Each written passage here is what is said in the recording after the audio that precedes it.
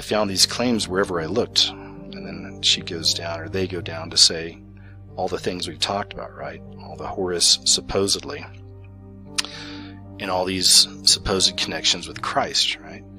Now here's the most important part at the very bottom here. It says these points are repeated wherever I try to find real evidence. If they are true, well, that would be devastating for Christianity. But to write anything about it in a scientific manner, I'd really need something more than repeated claims. Does anybody have any more information on this? Somebody responded to Son and Clar, and they wrote back this: thanks for the answers. I did indeed already search for Horus history alone and didn't find anything that pointed me towards the list in my first post. So it seems to me, also taking into consideration the other answers here, that the Jesus is only a copy of Horus claim is just a hoax. I'm aware there are of course similarities, but only general ones.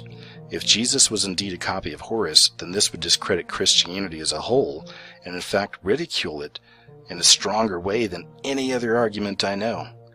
What made me ponder the whole thing in the beginning was the movie Religulous with Bill Maher.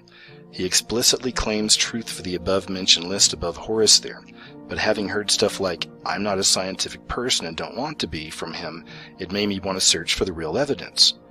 As there seems to be none, I see no reason to write the article.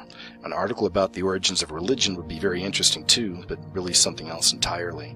It's interesting that they mentioned Bill Maher again and Religulous, right? So guys, you can see how these myths, these lies, these deceptions just keep getting perpetrated. So now I want to go to the man himself, Peter Joseph, the man who's behind the movie Zeite Geist. Here in a moment, I'm going to show you the people behind Peter Joseph, but I want to show you from his own words some really interesting things, and this is fairly recent from his sites, from February 2015. But check this out. He's kind of addressing some of the people who are talking against his film, against Zeite Geist. In that, many interpreted the first section of Zeite Geist, the movie, as an attack on religion. I would say it's providing a contrary view of its history, and it does so in a non-derisive way. It is very academic in its presentation, and to call it an attack is without merit.